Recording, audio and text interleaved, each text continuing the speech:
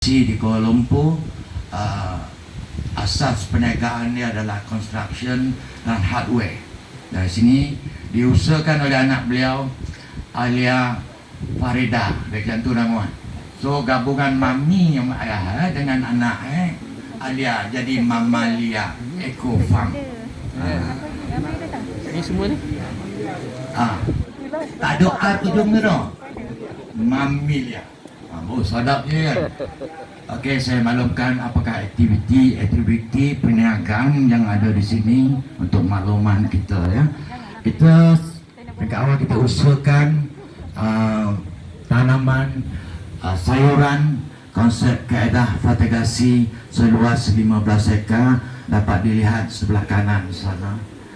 Kemudian kita mempunyai ternakan kambing, kolam ikan, ayam kampung sebagainya. So kita punyai serba ada di sini. Dan kita menyediakan lagi ni homestay. Belum resmi lagi, baru siap, ada sedikit-sedikit masih tertinggal. Ya, dan insya-Allah bila lengkap nanti kita boleh menampung penginapan seramai 60 orang pada satu masa. Dan kita ada cafeteria. Cafeteria ini akan mula beroperasi di bulan Ramadan yang barakah ini dengan kita menyediakan buffet Ramadan. Dan sini juga kita ada penganjuran majlis-majlis perkahwinan, hari-hari keluarga, keramaian dan sebagainya. Juga menjadi pusat latihan, seminar dan latihan. Dan kita punya sebuah surau yang boleh menampung jemaah pada satu masa seramai 60 orang. Dan kita juga punya kolam renang sana untuk kanak-kanak 12 tahun ke bawah. Dan kita ada package pelancongan dan percutian. Ya, package pelancong percutian ni satu yang menarik pada kita. Kalau 2 hari atau malam, hari pertama sekali hari itu pada mereka ni akan ditawarkan nak jadi peternak ke nak jadi pekebun. Kalangan yang jadi pekebun, kita pakaian dia pakaian kebun dan ikut orang kita pergilah ke kebun tu. Siam lah, peti sayuran, kemudian baja kan, dan mereka merasa nikmat. Tapi kasut macam mana jadi pekebun?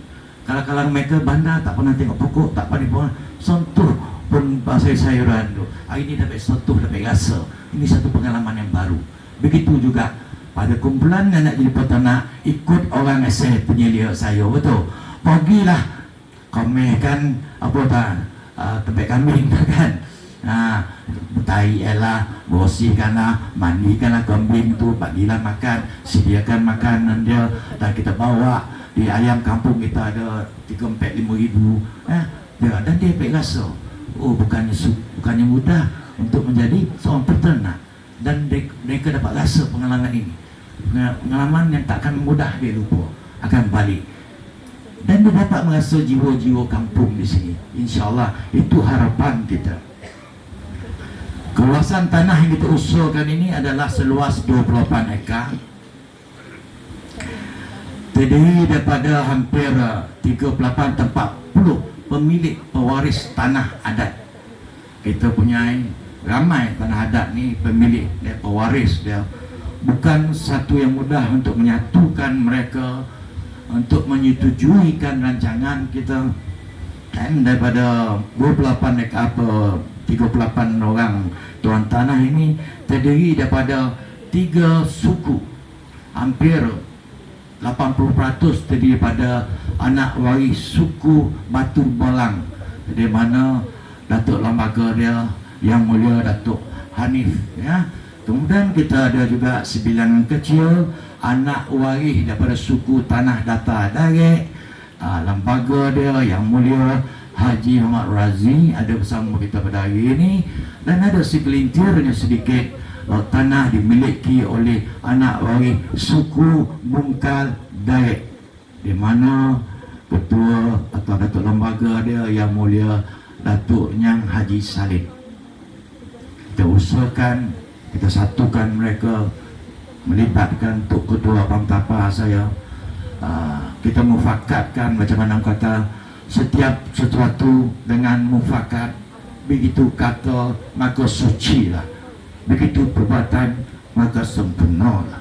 Mengikut contoh pada yang sudah, mengikut tengok tuah pada yang monang, dan kita amalkan kemufakatan ini. Kita jumpa anak-anak buah daripada 3 suku bersama dengan pegawai-pegawai daripada pejabat pertanian, datuk-datuk lembaga. Kita rundingkan, kita terangkan. Ada 2-3 perjumpaan baru kita dapat tanda tangani. Dan ketua kampung Abang Tapam menyokong penuh projek ini. Anak-anak buah dia, kita adakan majlis perjumpaan tanda tangan. Kita terangkan kandungan kontrak itu. Saya begitu ambil berat tentang pelabur dan juga kebajikan anak-anak buah waris suku kita. Nak memastikan pelabur-pelabur terlindung kepentingan pelaburan dia. Dia tak diganggu untuk memajukan tanah yang dipajaknya. Begitu juga anak-anak buah kita terjamin terpelihara kepentingannya. Kalau kita tanda tangan 15 tahun dalam kontrak itu tersebut, 3 tahun pertama sekian bayarannya, 3 tahun kedua sekian bayarannya, 3 tahun ke-3 ke-4 siap bayarannya. Dan kontrak ini ditandatangani, ya, agak lengkap di sini. Tuan tanah tanda tangan, pemaju tanda tangan, dan seorang saksi. Dan datuk pegawai pertanian, jabatan berkaitan dengan projek kita, tanda tangan agensi kerajaan yang dipertanggungjawabkan oleh Datuk Undang untuk membangun tanah-tanah adat itu. Kemudian datuk tanda tangan datuk lembaga persetujuan dalam kontrak itu, dan saya tanda tangan datuk Gobor wakil kepada Balai Undang. Lengkap dah situ stamping. Dalam itu ada clause termination clause dan berbagai-bagai.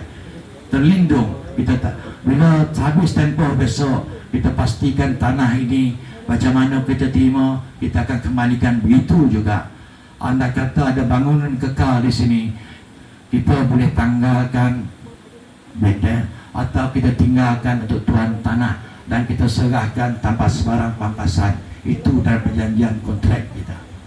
Pertama kita ambil lah, kalau kita rasa kita tak nak, kita tinggalkan, dan tuan tanah ambil itu, projek itu teruskan tanpa pampasan.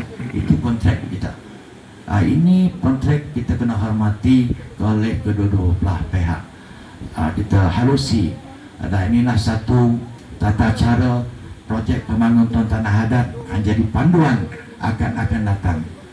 Apa yang berlaku sesudah di tanah-tanah yang kita majukan, di mana kekurangan di sana sini kita perbetulkan, kita perkemaskan. Inilah harapan saya.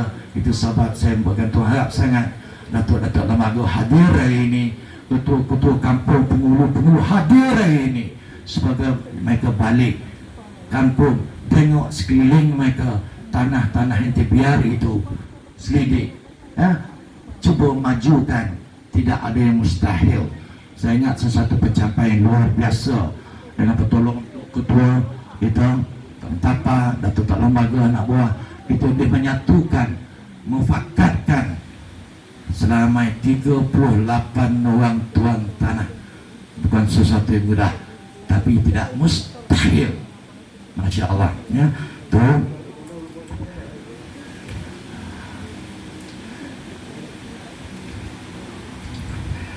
So, harapan kita banyak yang kita hitam budi, banyak sumbangan kalangan-kalangan yang beri khidmat nasihat di pejabat daerah, bahagian pembangunan masyarakat dan sosial.